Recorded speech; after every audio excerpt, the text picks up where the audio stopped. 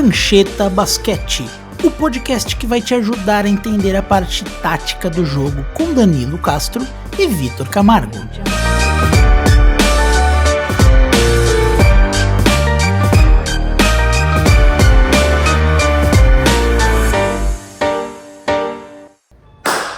Olá amigos, sejam bem-vindos a mais um Prancheta Basquete. Eu já perdi a conta de qual número é esse, mas o que importa é o momento, e o momento é de finais. Finais da NBA, finais do NBB, o auge do basquete, quando o torcedor realmente vê todo aquele esforço de meses de dedicação convergindo para aquele resultado que a gente sabe que vai fazer história e vai marcar época. E para dissecar essas duas finais incríveis, estou aqui como sempre com o homem, o grande, a lenda, Danilo Castro. Tudo bem com você, Danilo? Tudo bem, Vitor? Cara, mais um Prancheta Basquete e como você disse, né, a gente está chegando aí no momento final da temporada, né? Nem decisivo, né? Passou disso, acho que a gente tem bastante coisa para falar dessa grande final da NBA, que é o que realmente está mexendo com o mundo do basquete.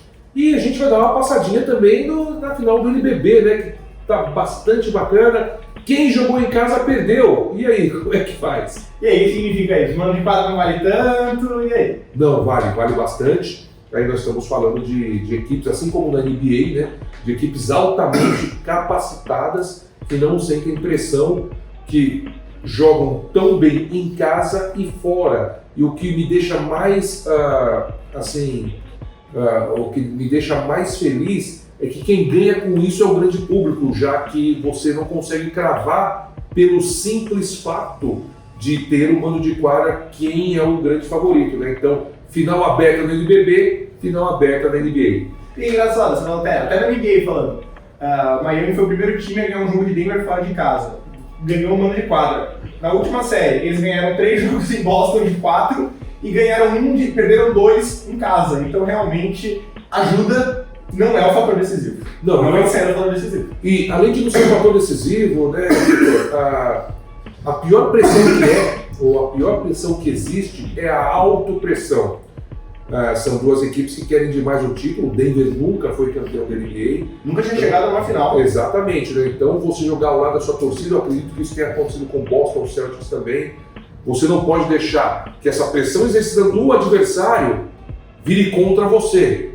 E para isso acontecer, bastam 3 arremessos errados, cara. Basta uma enterrada que você tome na sua defesa, ou um erro. Essa pressão, o jogador acaba se colocando e aí ela vira contra. E é bem pior você estar jogando em casa e se sentir pressionado com a sua própria torcida, que no dia seguinte você vai levantar, você vai encontrar as pessoas, você vai ler o que o tabloide da cidade falou, do que com você jogando fora de casa com o clima totalmente adverso. E já que a gente está falando de mando de quadra, eu acho que é melhor a gente começar no NBB, porque foi a história dessas finais do NBB, nesse momento, 2-1 para a Franca, e a história tem sido um pouco confusa para quem segue lógica.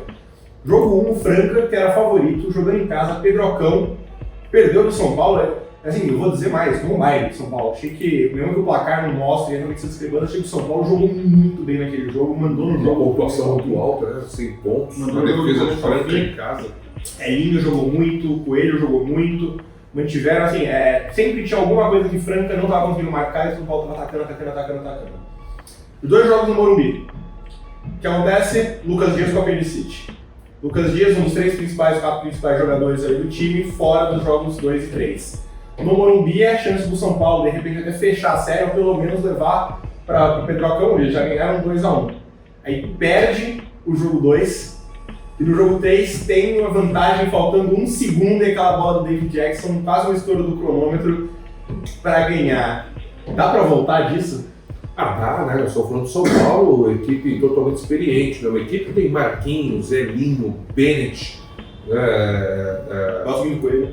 Coelho jogando muito bem, né? É um elenco que não vai sentir a pressão jogando em Franca.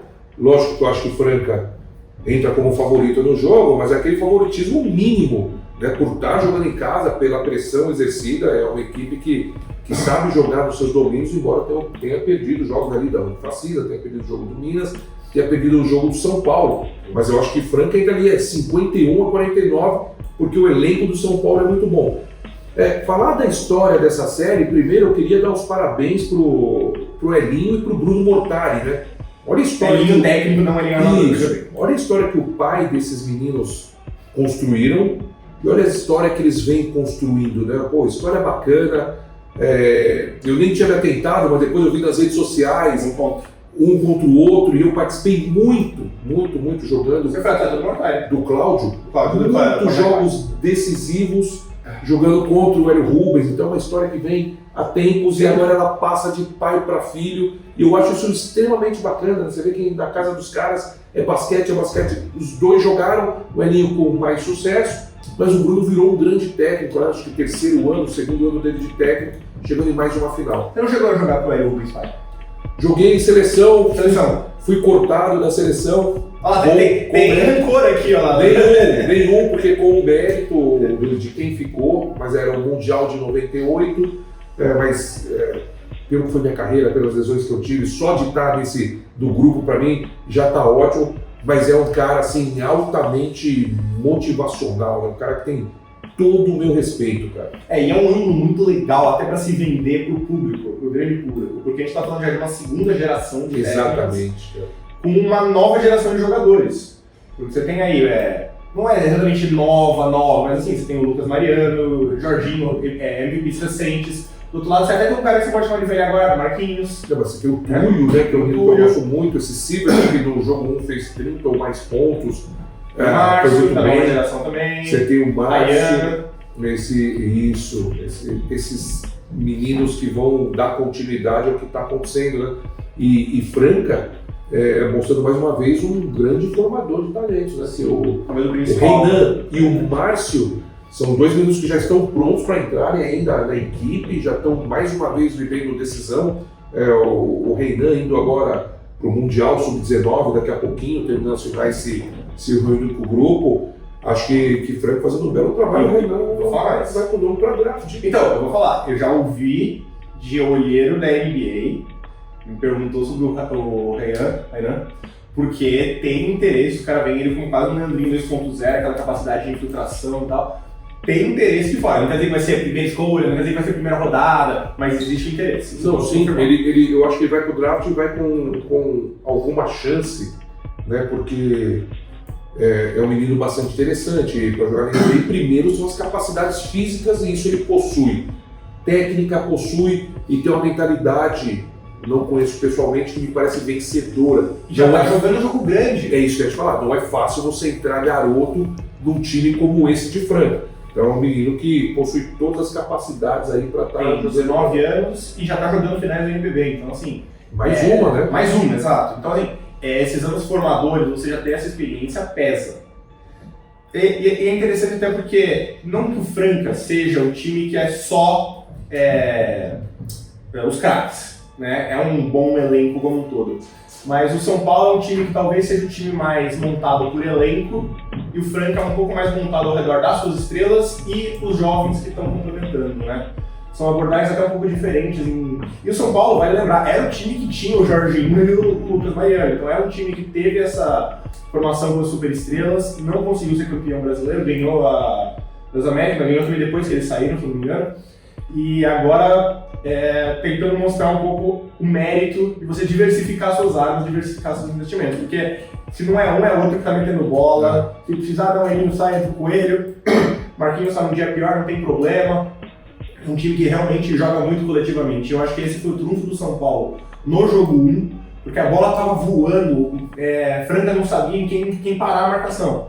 Toda hora alguém diferente estava atacando. E quando começou a controlar um pouco mais o ritmo, pontuar um pouco mais, fazer o São Paulo forçar, jogar um pouco mais devagar, o talento individual de Franca, especialmente com a bola do David Jackson no final, fez a diferença. Né? Esse time do São Paulo, assim como o Miami Heat, que a gente vai entrar daqui a pouquinho, quando a bola cai, quando esse aproveitamento é de 45% mais, é difícil de alguém ganhar aqui dentro. Né? Porque você tem chumbo grosso de todo lado, inclusive o Ralf tem arremesso de 3 pontos. Né? Então, como você falou, sai correndo atrás, acho que o que menos arremessa, não porque não tem aproveitamento, ou os que menos arremessam, não porque não tem um aproveitamento, mas por característica, Elinho e Bennett. Mas quando arremessam, tem arremessos consistentes. mas eles têm Betinho, você tem Marquinhos, você tem o Sivert, você tem Eles estão jogando um absurdo nessas finais. Malcolm Miller jogando demais. Se o fez do jogo 1, não tá escrito. Exatamente, então é um time quando tem 45% mais de aproveitamento das bolas de 3, é difícil de ser batido. E a gente viu que Franca sofreu justamente quando os times acertam a bola de 3, principalmente o fascismo. Exatamente. Então essa é a arma do São Paulo aí no Pedrocão, mas eu não consigo deixar de achar que eles perderam uma chance de ouro, 2 jogos no Morumbi, sem o Lucas Dias e pelo menos ganhando esses jogos. Não, sim. É uma chance de ouro que você não pode perder contra esse nível de basquete, sabe? E jogando em casa, principalmente por isso, né? Pelo menos sair nesse momento está 2-1, o que seria o natural da série, um jogo em Franca, 2 no São Paulo. Se São Paulo tivesse 2-1 nesse momento, estaria tudo certo.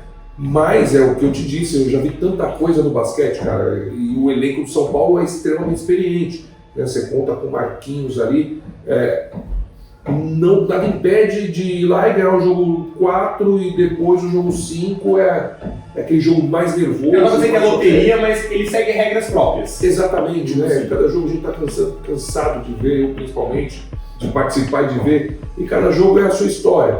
Então, Franca tem que pensar em fechar no jogo 4. Pelo amor de Deus. E o São Paulo não pode pensar no jogo 5. Não ganha o 4 por 5. Não.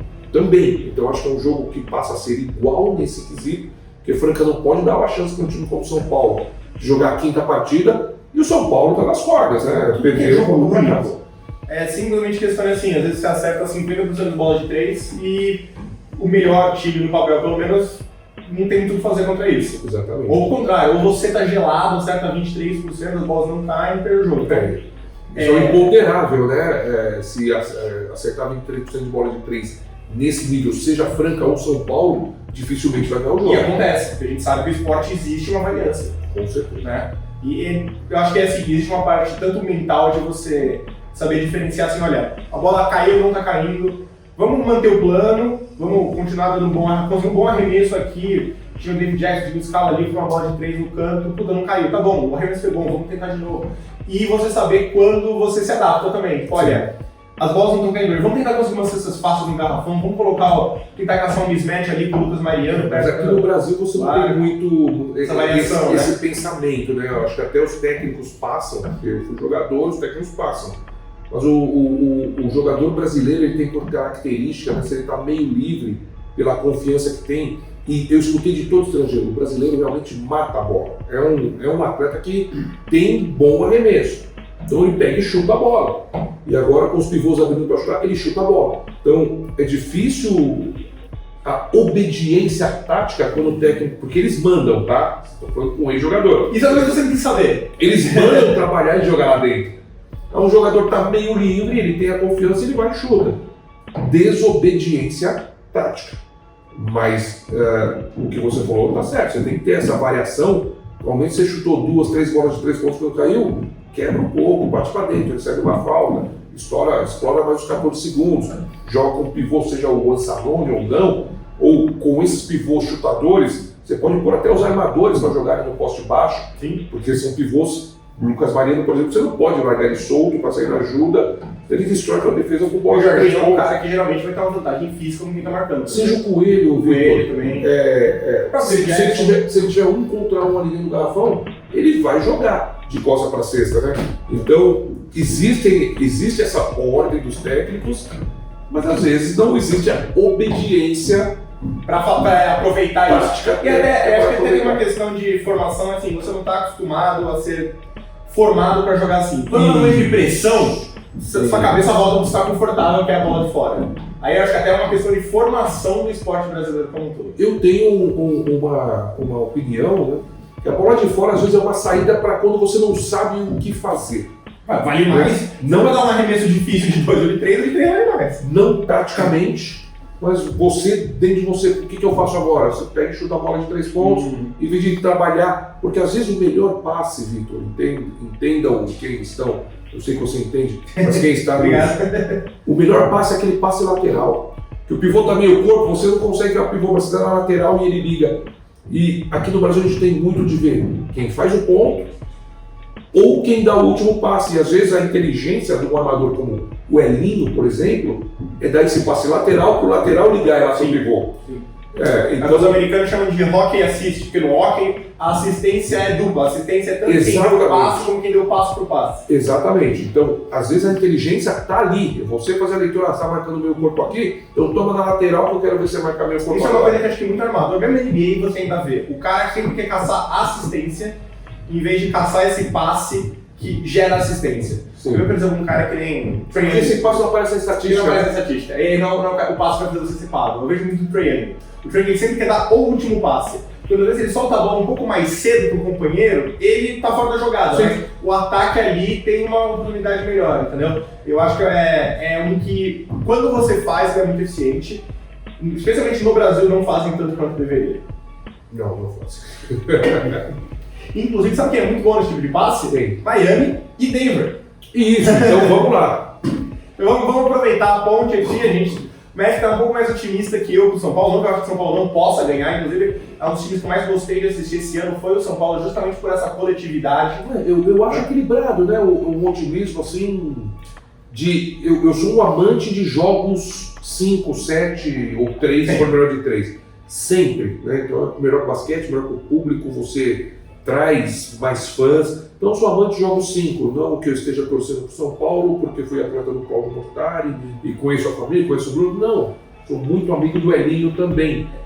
Então... Mesmo se você achar que é 50-50, o time que precisa ganhar um de 2 jogos sem vantagem. É lógico, então eu acho que a vantagem é franca, mas acho que é um jogo extremamente equilibrado e aquela que se eu tivesse que apostar, eu ia falar, não, eu não aposto aqui não.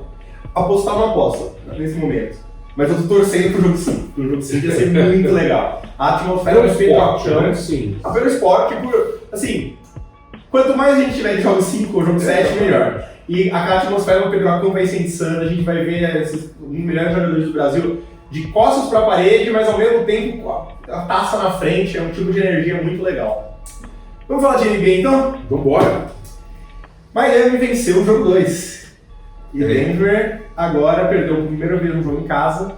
Miami tem um mando de quadra, mas como a gente já falou, eu não tenho muita certeza o quanto isso significa. Vitor, pra mim, volta 2-2 pra Denver. Eu também acho. E eu cheguei na redação do jogo 2, né, e todo mundo, 2-0 e tal, porque foi o jogo. E assim, eu não analiso pelo que foi o jogo, eu tenho que analisar o que pode ser o próximo. Pode ser o próximo. Eu falei assim, 1-1. Aí as pessoas me olharam, por que jogou tão mal? Eu falei, justamente por isso. Você não vai ter um jogo de Struss, Gabe Vincent, Caleb Martin, Duncan Robinson juntos fazendo menos de 10 pontos. Você não vai ter esse jogo de novo. Você não vai ter um jogo de Miami Heat chutando 2 lances livres durante todos os 48 minutos. Você não vai ter esse jogo de novo. E a cabeça da serpente, e aí a gente sabe, isso até o Steve Kerr falou, não é o Jokic. O Jokic, comparando, é o Oscar quando voltou para o Brasil que eu jogava. Então no começo todo mundo queria marcar o Oscar. E não dava, de 45 ele fazia 40. Você tirou só 5 pontos do cara, você desgastou seu time, encheu todo mundo com falta e deixou os piores marcadores deixando os outros. O Oscar só jogava em time bom, então ainda conseguia potencializar os outros, você perdia o jogo. Quando alguém falou assim, peraí, então vamos marcar o Oscar de uma forma firme, boa, forte, mas sem as estratégias mirabolantes. E eu acho que é isso que o Spoelstra deu a sacada. A cabeça é o Jamal Murray, na minha opinião. E se esse cara estoura para 35, 40, 50, como já fez, acabou, porque o Jokic vai fazer triplo-duplo perto disso todo jogo. Não estourou para 40, mas faz 17, 15 rebotes, 9 assistências. Ele vai fazer os números dele. Você tem que deter Jamal Murray ou Porter Jr., quem se pinta um pouco mais tranquilo, mas um desses dois você vai ter que parar, senão você não ganha o jogo. E essa é a estatística para mim que mostra o que foi o jogo 1 e o jogo 2. No jogo 1, primeiro jogo que Denver ganhou com certa tranquilidade, e Jokic teve 27 pontos, 14 assistências. E rebotes? 10. Triplo-duplo. Jogo 2. 40 pontos. 41 pontos, 11 rebotes, mas só 4 assistências contra 5 turnovers. Né? Denver é uma máquina de jogar basquete. É uma máquina. Se você tira, ou não tira, mas você minimiza o passe do Jokic, é uma parte fundamental dessa máquina que não está funcionando. Exatamente. Né? E assim, quando a gente fala em tirar o passe do Jokic, obviamente isso é muito mais fácil de falar do que fazer. Mas eu acho que talvez, e como comentei os dois jogos, no jogo 1, você via que quem começa com ele é o Bam Adebayo. Ele ficava colado no Jokic, né? Então, e vinha a ajuda. Ele deixava um pouquinho o Jokic e vinha a ajuda. Então o Jokic tinha como pensar. No jogo 2, como eles estão colados, o Jokic se viu obrigado a jogar um contra um e ele leva vantagem contra Adebayo ou Ziller. Só que, às vezes é melhor ele fazer de 2 do que ele ficar achando os caras chutando de 3 pontos com uma eficiência muito boa. Eu achei muito engraçado que perguntaram depois do jogo pro Spolstra, o técnico do Miami, sobre isso. Vocês transformaram o Jokic num pontuador? Ele ficou nervoso. Ele falou, não, tem nada a ver isso aí, ele fez um monte de ponto e tal. Mas aí perguntaram pros jogadores, e você via que os jogadores estavam pensando naquilo. Acho que foi o Heisman que falou, tipo, assim ele é menos perigoso, ele vai fazer 40 pontos, mas a gente prefere assim. É o que a gente quer, tipo... Você vê que os caras não queriam falar, mas estava na cabeça de todo mundo. E tanto que, inclusive, eu acho que esse vai ser um dos grandes ajustes de Denver para o jogo 3, né? Começar a jogar um pouco fora do Jokic, talvez fazer ele receber a bola em movimento, a defesa já está se movimentando. É mais difícil isso que você falou, de fica nos arremessadores. Você já está movimentando, você tem mais espaço abrindo. Você tem mais espaço abrindo e o Jokic vai fazer o passe, né? Mas claramente, para mim, a instrução era essa no jogo 2. E o Jokic está no post, não importa, deixa ele arremessar, ele vai fazer 40 pontos, vai jogando pontos. Mas tá bom, não deixa o Jamal Murray pegar ritmo, não deixa o Porter Jr. pegar ritmo. E eu falei isso no nosso preview, eu achava que uma das chaves da série era o Porter Jr.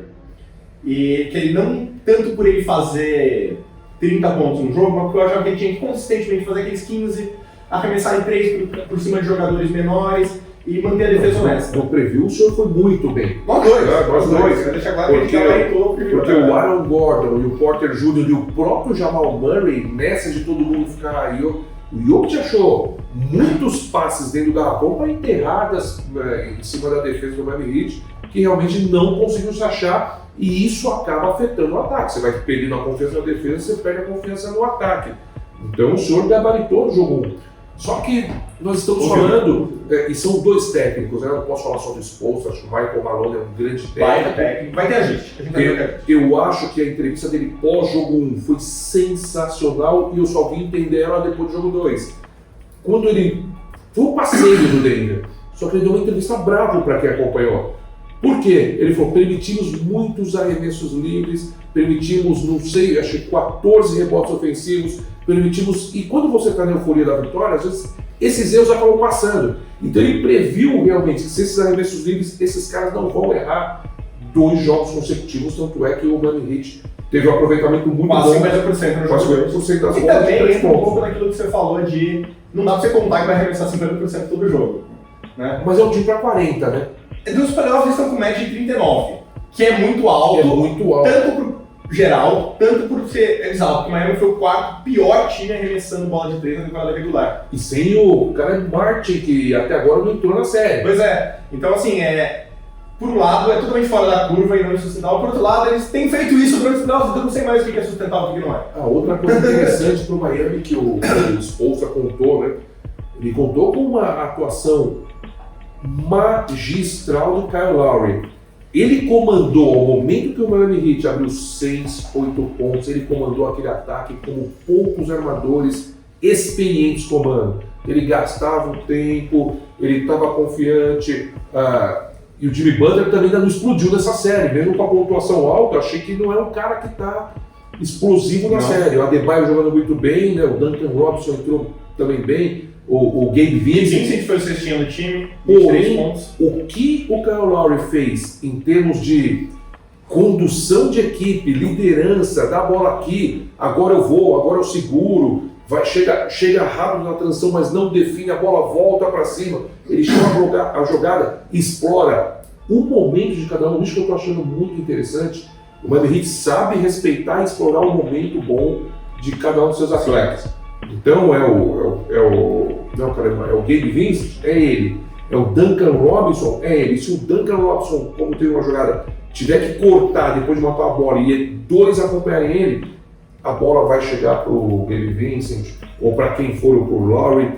em condições de 3 pontos. Então eu acho que é uma equipe que está bastante madura, roubou o mando de quadra, isso não a faz mais favorita, também assim como no NBB, acho que está em 51-49, ainda pro Denver, porque eu acho que essa série volta para Denver 2-2. Eu acho que volta para Denver 2-2. E é aquela coisa, você já começou falando, né? Cara, Miami não vai arremessar tão mal que no jogo 1, não vai bater só 2 lances livres no jogo 1. Essa é a dificuldade nos playoffs, de você analisar jogo a jogo, não só o que aconteceu, mas o que se carrega para os próximos jogos. E é uma coisa que a mídia em geral, não só brasileira, mas americana também, tende a fazer muito. Eu lembro que, por exemplo, quando o Kings abriu 2-0 sobre o Warriors, assim, o Kings resolveu o Warriors. Não tem como. E aí, jogo 2, 3 ganhou sobre o Warriors. O jogo 1, Denver tem tudo pra varrer a série. Aí ganha Miami. Miami resolveu o problema Jokic. Cara, nunca funciona assim. Até que você vê que nas previsões está sempre dando 78-22 para o adversário do Miami. O Miami vem. E eu entendo por quê. É porque na temporada regular eles foram realmente muito ruins. Sim, é outro time. E eu entendo que quando você coloca no modelo estatístico, a amostra maior é a mais significativa, vai carregar maior peso. Então eu entendo porque eles estão falando isso. Mas a magia negra de Miami está funcionando aí, que eu posso fazer. O papel, né, a tal da estatística. E uma pergunta para você, Tyler Hero deve voltar ou você acha que está justo? Eu falei que está ajustadinha essa votação. Eu não traria de volta o Tyler Hero. Eu trocaria ele e deixa lá. Se não funcionar como foi o jogo 1, dá ritmo pro menino. Denver ganhou o jogo 2, ganhou o jogo 3. Deixa ele sentar. Denver ganhou o jogo 3, tá ganhando por 10 ali no jogo 4, tá bom, tem que ser uma coisa diferente. Aparentemente ele ainda tá como fora do jogo 3. Sim, e ele mesmo disse que ainda tá sentindo, né? E é aquela coisa, ele é um cara que vai ser atacado na defesa. Exatamente. Se ele não está acertando arremesso, não faz sentido ter ele em quadra. Melhor, lógico, mas é uma coisa parecida. E é a mão que arremessa, então assim, é uma coisa delicada. Vai que Miami ganha o jogo 3. Eu não traria ele até o jogo 4, até você precisar fazer uma coisa diferente. Enquanto está funcionando essa rotação, você faz essa rotação. E aquela coisa, não é só quando ele fala em rotação, não é que vai repetir os mesmos caras. Porque, por exemplo, um ajuste que eu gostei muito do Spoelstra, eu não achei que ia funcionar, mas Spoelstra entende muito de basquete, foi colocar o Kevin Love de volta. Sim, então. E ele colocou o Kevin Love especificamente, muitas vezes, para marcar o Michael Porter Jr. Porque a gente falou isso no nosso preview. O Michael Porter Jr. ele tem altura para arremessar por cima dos defensores de Miami. Ele é maior do que o Love, mas aí você não tem mais essa vantagem da altura. É um cara que consegue bloquear pelo menos a visão dele, né? Consertou muito bem. Assim, ficou muito nítido que tinha um problema de altura ali. Sim. Né? E o Love também te entrega algumas bolas de 3 pontos, se necessário. E é um cara experiente, e é um cara que já está acostumado a esse tipo de situação, já passou outras vezes. Então, assim, o Spoelstra... Exatamente, ele foi muito bem nesse jogo 2. Você vê, a cada tempo do Malone, ele voltava, se ele estava homem a homem, ele punha a zona. Se ele estava zona, ele pressionava ali na saída de fundo bola, na quadra do adversário. Ele conseguiu dar respostas muito rápidas e diretas, e é lógico que funcionaram. O técnico pode fazer a magia que for, também se a bola de quem arremessar não cair, não vai adiantar nada. Então, ele trabalhou muito bem e os jogadores responderam aquilo que ele trabalhou. Então, agora eu espero o Michael Malone dando essa resposta. Porque... E tem caminhos. Eu acho que tem vários principais, assim, os mais óbvios. Claro que esses caras eles tiram coisa, que eles estão 3 passos na nossa frente. Com certeza. Mas, pra mim, as 2 coisas mais claras olha, e a gente falou isso na prévia também, porque a gente realmente não bem nessa prévia, preciso destacar, tudo puxar brasa pra nossa sardinha. O Michael Porter Jr. precisa ganhar um ritmo. Eu falei que algumas bolas ele errou porque o Kevin Love é um cara mais alto, ele não tem aquela vantagem da altura, é verdade. Mas teve bolas livres e bolas com espaço que ele também errou, ele não tá conseguindo entrar num ritmo. E eles vão colocar o Michael Porter pra jogar, e especialmente se o Kevin Love estiver marcando ele, eles têm que estar preparados não só para atacar ele, mas para rodar o Kevin Love por 15 bloqueios. Foi uma coisa que eu acho que eles não fizeram muito no jogo 2. Né? E obviamente quando eles começaram a fazer um pouquinho mais, o Spoelstra tira o Kevin Love, né? O Kevin Love jogou 22 minutos, né? Das jogadas 48. Mas enquanto o Kevin Love estiver em quadra, eles têm que estar prontos para castigar ele, e eles não vão castigar dando a bola para o Michael Porter Jr. no mano a mano. Eu acho que nem é a característica desse E time. não é mesmo. Se eles fizerem isso, a Miami ganhou. Sim, Miami mas ganhou. às vezes é isso que o Spoelstra quer, É exatamente isso que fuja da característica que fez essa equipe ter sucesso durante toda a temporada. Denver não é um time que para o que está fazendo para atacar o matchup, né? Mas ele é um time que é muito bom em atacar o matchup dentro do contexto do ataque. E é isso que eles vão precisar fazer. Eles não estavam esperando o Kevin Love, eles não entraram prontos para fazer essa rotação de corta-luz, porque quando você está jogando contra a formação normal do Miami, essa tática, não é que não seja eficiente, claro, é muito eficiente, mas, como é que eu posso dizer? É mais fácil para Miami trocar a marcação que todo mundo tem o mesmo tamanho. O que você achou do Butler em cima do Jamal Murray? Tinha tentado essa pedra no preview também. Eles, no jogo 1, Miami estava pronto Denver estava pronto para contra-atacar. No jogo 2 achei que atrapalhou um pouco, mas eu vou dar uma estatística para você. No jogo 2, o jogo que Denver perdeu. Denver teve uma eficiência ofensiva de 125 pontos. O melhor ataque da liga essa temporada teve 118. Eles vão perder esse jogo no ataque, eu acho. Perdendo a defesa. Embora a pontuação tenha sido baixa. Foi baixo porque teve pouca posse de bola, né? E também uma vantagem de Miami, veja bem, não existe time na liga melhor hoje do que transformar a defesa em ataque do que o Nuggets. Se você, o Nuggets está jogando 64, eles ainda vão pontuar pra cacete, mas vão se desgastar mais, vão dar mais oportunidades para você, Miami, sair em contra-ataque, porque eles fizeram mesmo no quarto período também. Então o ritmo baixo dessa série até agora, para mim é uma vitória de Miami, tática. Miami quer esse jogo lento. Sim, por isso que eu falei do Kyle Lowry. Como ele comandou e gastou o tempo, porque se você, principalmente fora de casa, sair para jogar de peito aberto com a equipe do Jamal Murray, que tá voando, né? Bem, vamos lá, fez 18 pontos, 10 assistências e foi menos 2 em quadra, quando o resto dos titulares foi menos 15. Ele jogou muito bem também. Sim. Volume menor, porque a bola ficou mais com o Jokic, pelo que a gente já falou, mas ele jogou muito bem. Agora a questão é, Paulo Pope 1 de 4, 1 de 3 de fora, Michael Porter Jr. 2 de 8, 1 de 6 de fora, né? Esses são os caras que você quer que apareça. E aí entra no meu segundo ponto, que é o seguinte: Denver é imbatível quando tá rodando a bola, com aqueles passos de Jokic que coloca a defesa 2 passos atrás. E a gente falou um pouco sobre como Miami entrou para tirar isso. De novo, Denver pontuou pra cacete, não é como se Denver não tivesse pontuado. Mas dá pra você dar aqueles ajustes, especialmente quando o Jokic está em quadra. Incrível que pareça, o time foi melhor sem ele dessa vez, né? Em parte porque também, obviamente, enfrentou o banco de Miami também, né? Que é melhor sem ele, lógico. Mas assim, se você fizer aquela jogadinha tradicional, dá a bola pro Jokic, te espera a dobra e começa a trocar passe, tá claro depois do jogo 2 que esse espaço não vem.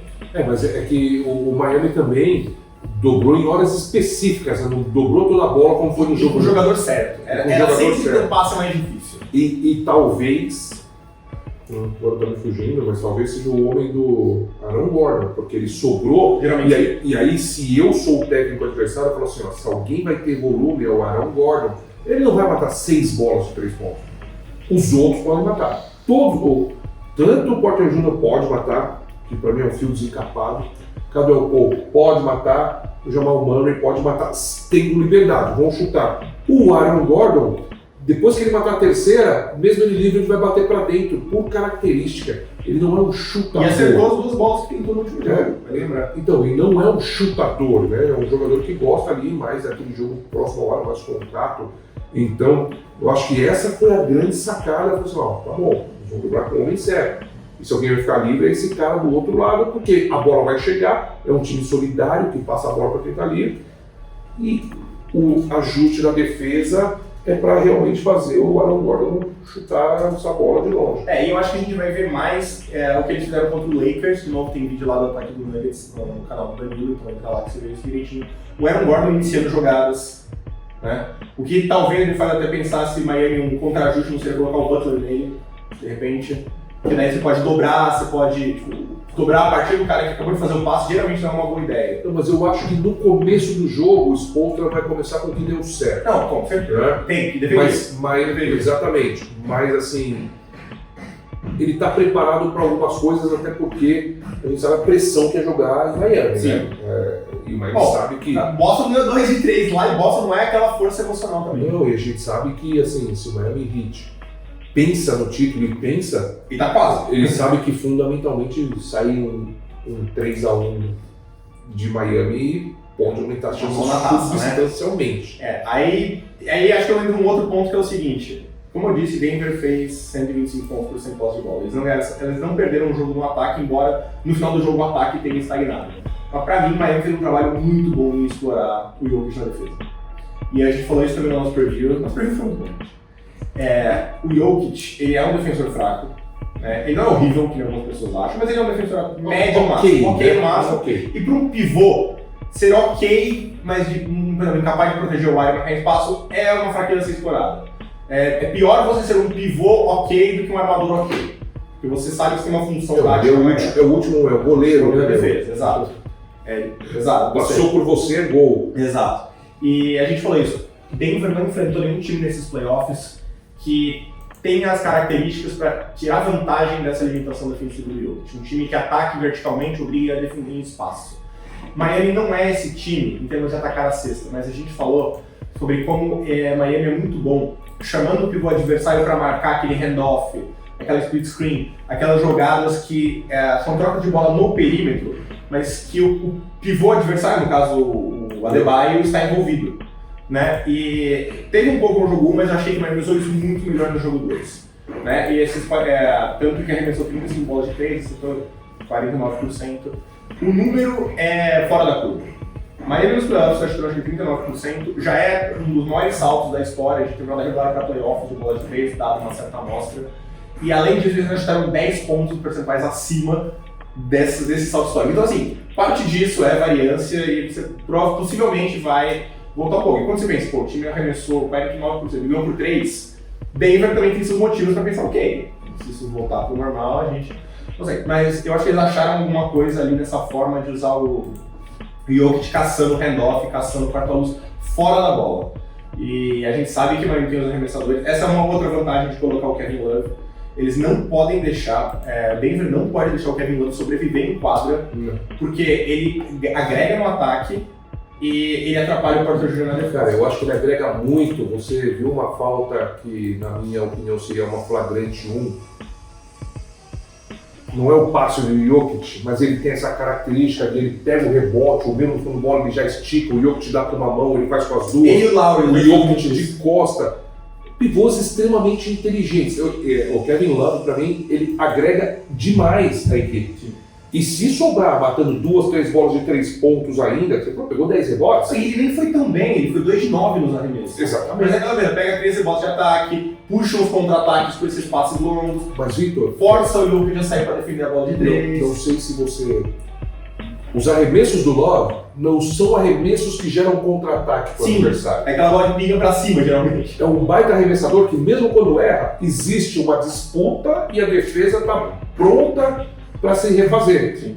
É duro aquele arremesso que ela bate ali e já gera o contra-ataque para o adversário. Isso é um prejuízo para a sua equipe. Esse é um cara que, mesmo ele arremessando 2 de 9, são arremessos que não automaticamente você não toma 2 E uma coisa que a gente não lembra do Kevin Love é que ele era um excelente reboteiro de ataque. Assim. E como você está obrigando o Jokic a marcar um pouco mais longe da cesta por causa desses quarta-luz, do handoff, o Love pegou 3 rebotes de ataque. 3, não é? Nossa, 3, assim, são 3 posses a mais. Mas para 22 minutos é bastante. São 3 posses a mais, são 3 posses a mais. Miami pegou 8 rebotes de ataque e Denver pegou 9. Se essa batalha ficar mais ou menos equiparada, eu acho que é ponto de Miami também. Sim. E até outro, a gente está falando muito, o Adebayo jogou demais esse jogo 2, né? Ele teve uma função que forçou o Jokic a ficar em cima dele. Você vê como muda o jogo quando o Ziller tá, e é lógico, tem uma diferença muito grande, mas eu vejo o Ziller com uma função bastante específica. Gaste suas faltas ali, faça o que você puder. Acho que ele poderia segurar um pouco mais algumas bolas que escapam da mão dele. Ele tem uma mãozinha ruim, né? Ruim. Mas, quando eu falo ruim, não é nem de definição para cesta. Alguns rebotes que você fala, vai pegar, de repente a bola... Cadê a bola? Tá na mão do adversário, né? Mas, assim, no que ele tem que fazer para tentaram, eu ia falar segurar o Jokic, ninguém segura o Jokic. E eu falei isso na transmissão, né? Quando alguém falou, não está segurando, eu falei, mas o Anthony Davis também não segurou, ninguém segura. Né? Então ninguém segurou. Exatamente. A função dele é descansa o Adebayo, e eu acho que o Adebayo está tendo que voltar até um pouco antes, até por ele não ter segurado as bolas no jogo 2.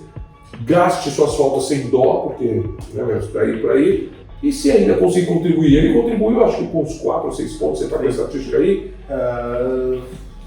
4 pontos. Com 4 pontos, excelente. Então você vai pegar 4 dele, 6 do Kevin Love, você tem aí já 10 pontos que você não esperava.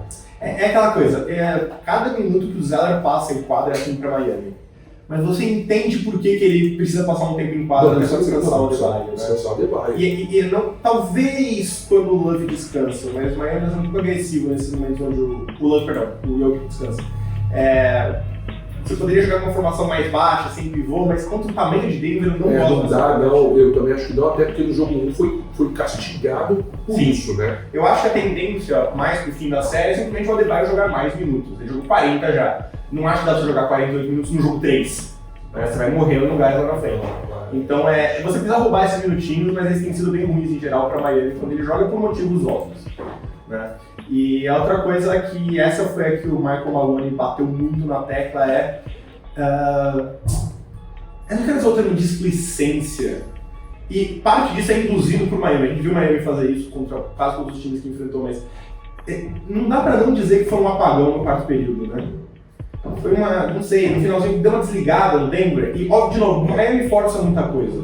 Mas tinha muito erro não forçado, pra usar um termo de tênis. Fazer que a viadagem é uma viadagem e eu tava sempre falando. Às vezes, quando você ganha o primeiro jogo, principalmente, de uma forma muito tranquila, isso te dá uma falsa impressão de que a série vai ser tranquila.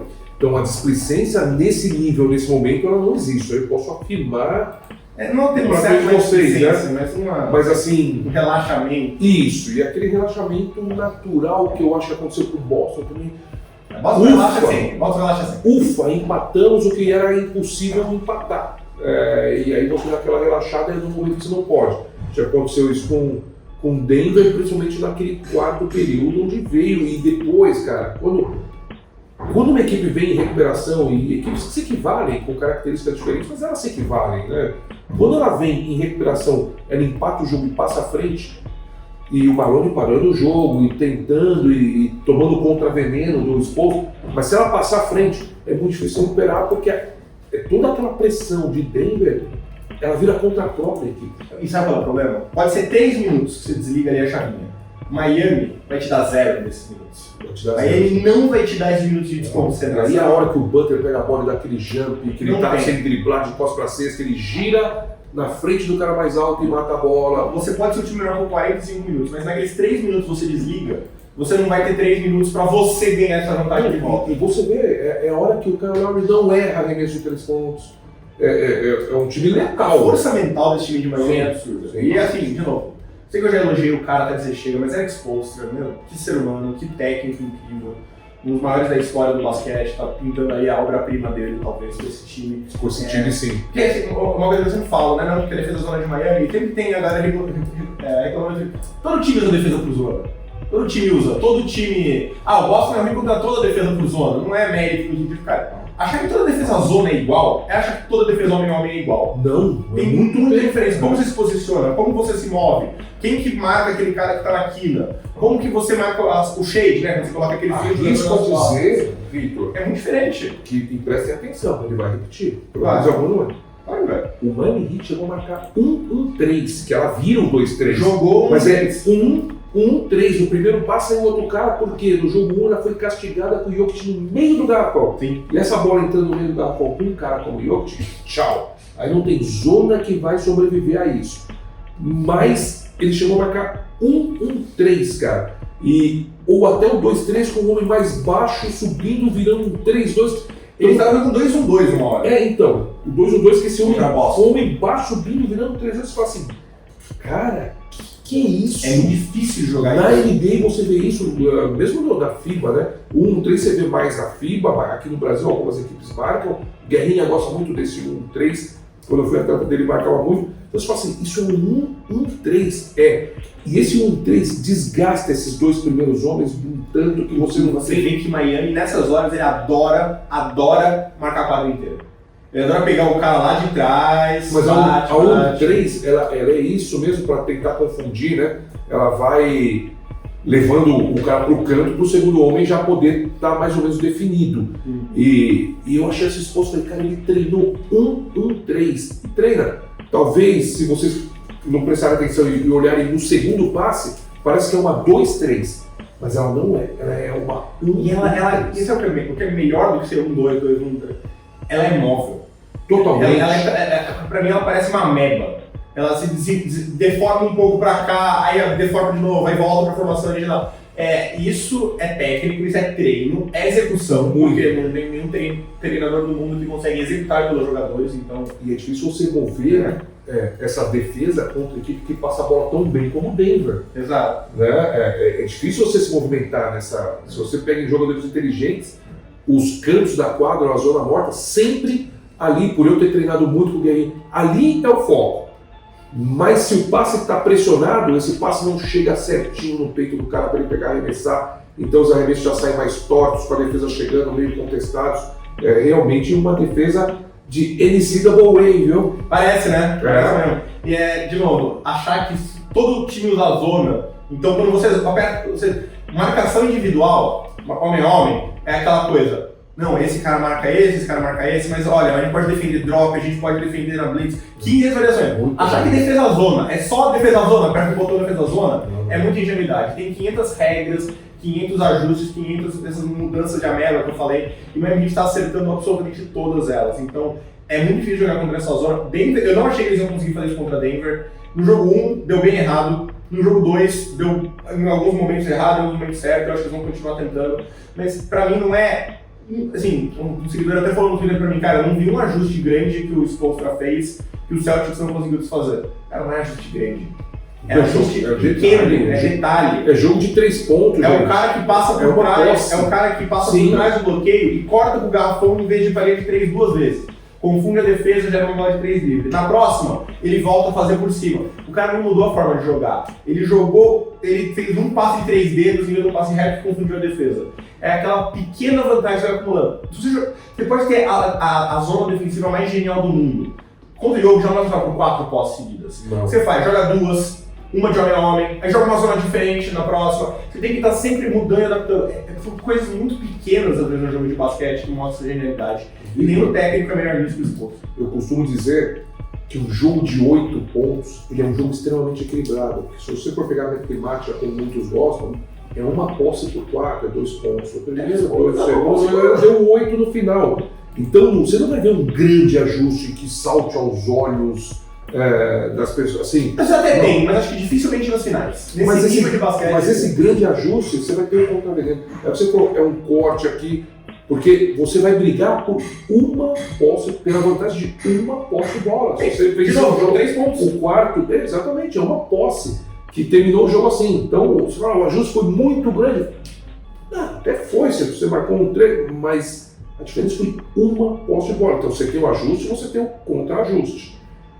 O ajuste grande ele é facilmente detectado também pelo outro técnico, ele vai ter ali. Claro. E é um jogo de xadrez. Vai e volta, vai e volta, vai e volta, vai e volta. Jogo 1, Denver jogou de um jeito. No jogo 2, claro que não que Denver entre exatamente igual, tem um pequeno ajuda aqui ali, mas Miami faz as grandes mudanças. Agora, Denver vai tentar fazer as grandes mudanças e vai e volta. Por isso que essas lógicas linear não funcionam para basquete como um todo, mas principalmente para os playoffs. Além do mais, né, como a gente trata de humanas, não de exatas, quando a gente fala do jogo de basquete, da educação física, tá certo. Você tem as atuações individuais, que elas também nunca, salvo os Jokic da vida, ela nunca vai ser igual. Então, deu tudo certo. Deu, mas também você acha que era 50% de 3 pontos, 49.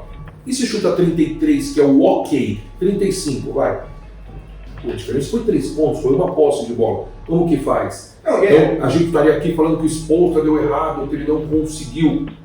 Porque eu poderia chutar 35%, chutou quase 50%, metade das bolas que foi para cima de 3, é muita coisa, chutando 39 bolas. Eles chutaram 35 bolas, 35 acertaram 17. Aí. Se eles acertam 15, é um aproveitamento de 43%, que já é absurdo. E talvez não E provavelmente perdi o jogo, porque o jogo foi decidido por 3 pontos. Então, assim, é muito nos detalhes quando a gente fala. Esse nível de basquete, esse nível dos playoffs. Cara, você tem, porque é aquela coisa, às vezes o time na temporada regular não é o caso de Miami, mas às vezes o time na temporada regular esconde uma coisinha ou outra, né?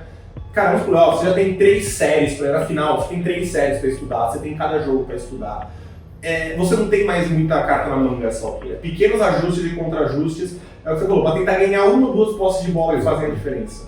E às vezes é tão simples quanto, de um lado, assim, obviamente não é só isso, mas assim, Michael Porter Jr. erra um arremesso livre e o Gabe Vincent acerta um arremesso contestável. Sim. Aquela bola de 3 pontos do Duncan Robinson que ele saiu driblando, deu passo, aquela bola de longe, foi a diferença do jogo. Lógico que não é assim que se analisa e não é essa bola, mas faz a diferença, porque você põe um cara em super moral que te rende talvez um passe negado da defesa que daria um chute e a bola tem que virar para o outro lado, e aí sim faz a diferença.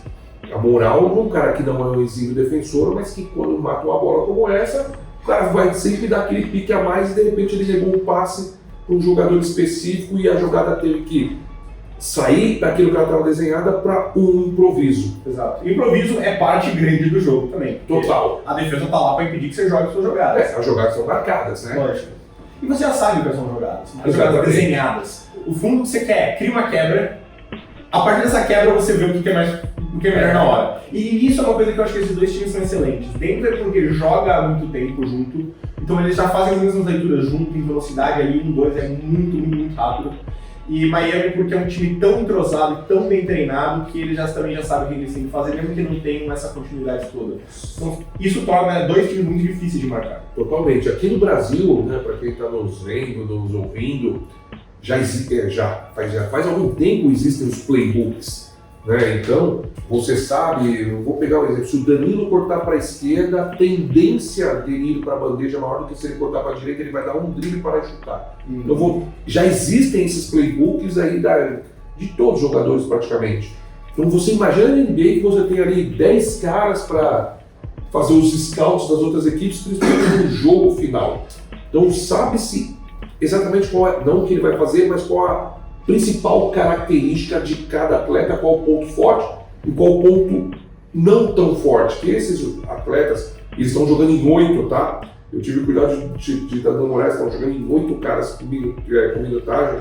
Você sabe que os 8 tem de ponto forte, onde sobe, se o Butler driblar para a direita, ele vai dar aquele drible, pôr o corpo para trás e sair com o chão, se ele for para a esquerda, ele vai bater para a esquerda e vai dar um giro, essa é a bola forte. Mas você não pode marcar só isso, porque também são jogadores sem capacidade de improviso. Sim.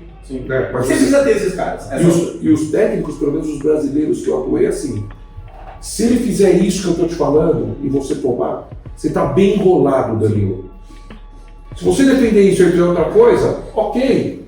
Eu quero que você tire isso dele, porque isso tem 80% de aproveitamento. Vamos fazer onde tem 40, 35. E é por isso que eu falo.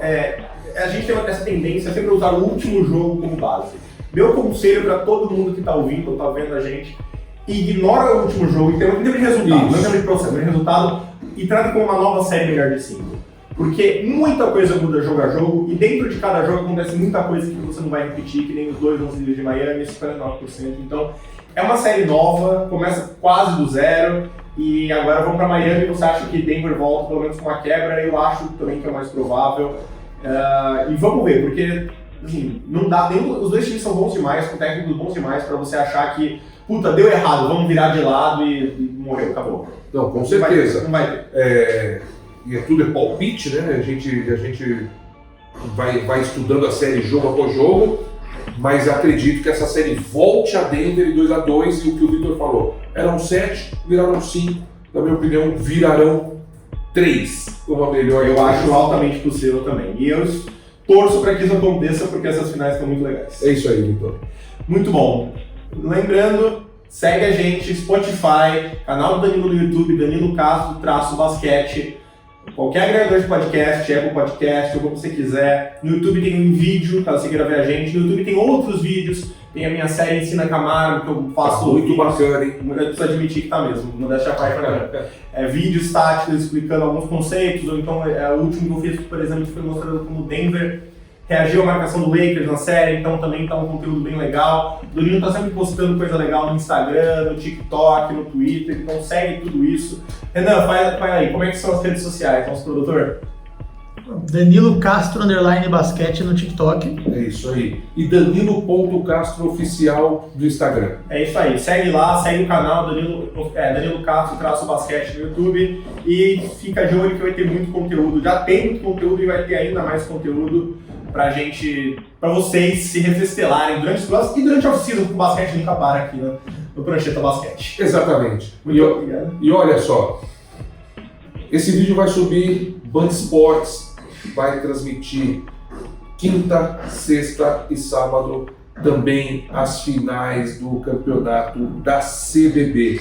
Então, para quem gosta de basquete, o basquete não para, como o Vitor falou. Então tem NBA na Band quarta, sexta, e nós temos quinta, sexta e sábado o campeonato da CBB. Esse é o Final Four, um campeonato que dá vaga para a Liga Sul-Americana de Basquete também. Muito basquete para vocês. É isso aí. Obrigado e até a próxima.